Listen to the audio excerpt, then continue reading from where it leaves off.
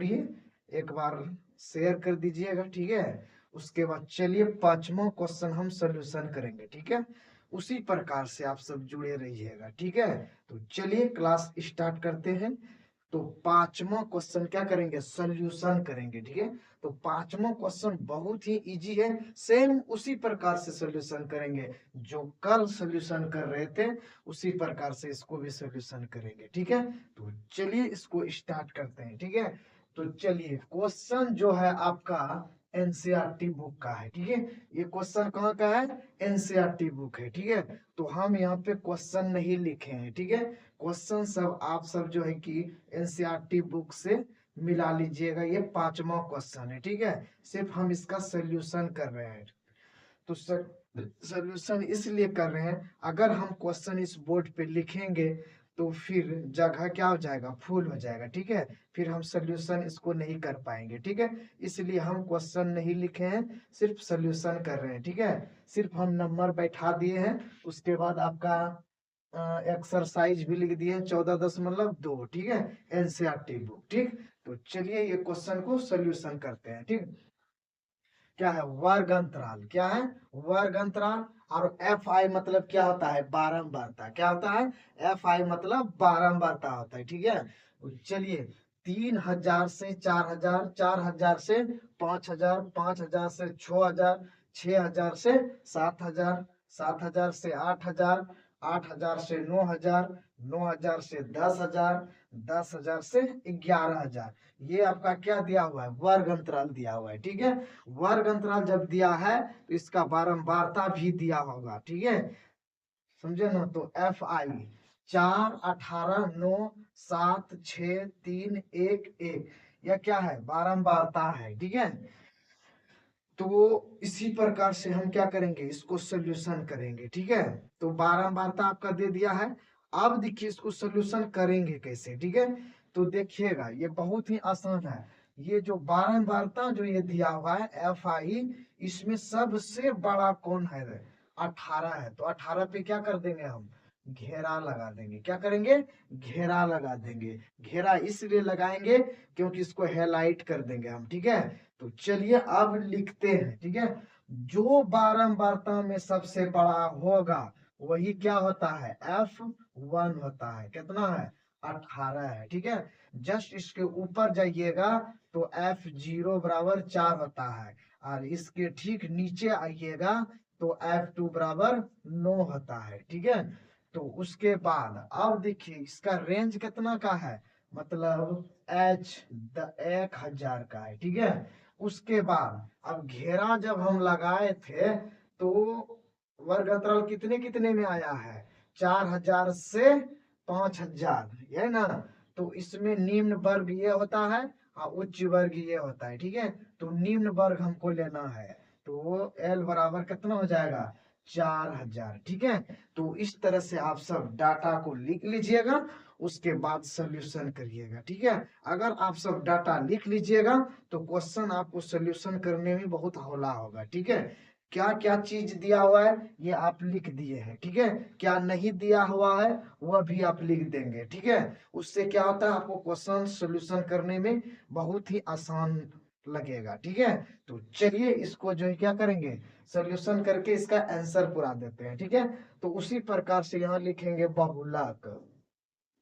बहुलक बराबर फॉर्मूला होता है L plus into F1 F0 बटे 2F1 घटाओ F0 घटाओ F2, ब्रैकेट बंद, गुना H, ठीक है। ये इसका क्या होता है, फॉर्मूला होता है, ठीक है।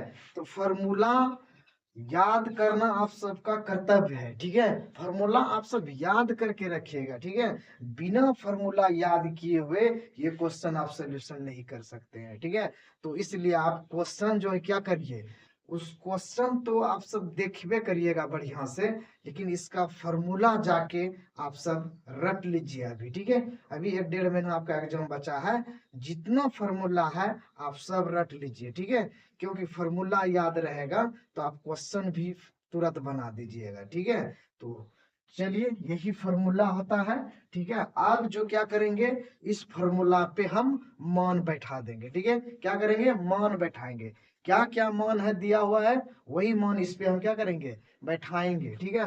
तो आपको एल का मान क्या दिया हुआ है जानते हैं, 4000 दिया हुआ है। क्या है, एल का मान 4000, तो एल के जगह पे क्या बैठाएंगे, 4000, ठीक है। तो यहाँ पर क्या कर देंगे, 4000 को हम क्या कर दिए, बैठा दिए, ठीक है।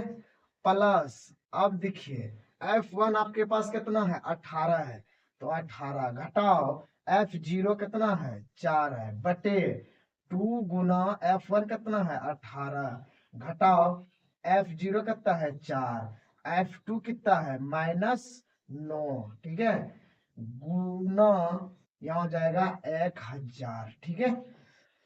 इतना लिख दिए, बैठा दिए मान को। अब कुछ नहीं, जब अगर हम मान बैठा दिए तो अब सिर्फ क्या करना है, कैलकुलस करना है, जोड़ घटाव करते जाइए, आंसर निकलते जाएगा, ठीक है।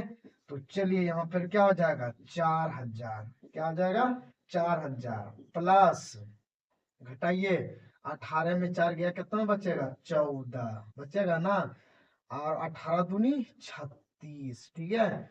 माइनस माइनस प्लस, लेकिन चिन्ह क्या होगा, माइनस का, ये दोनों क्या हो जाएगा, जुट जाएगा, 9 4 13, अब गुना यहाँ हो जाएगा 1000, ठीक है।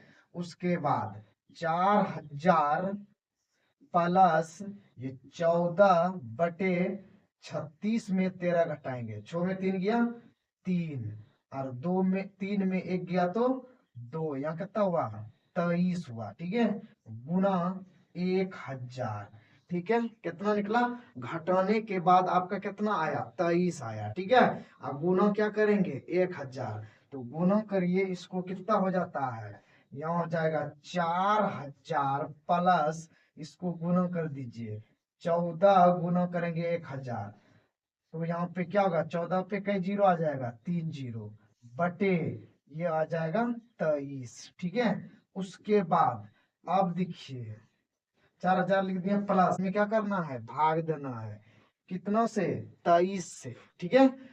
तो कितना, इससे इसमें भाग देना है, 14000 में 23 से भाग देना है, ठीक है।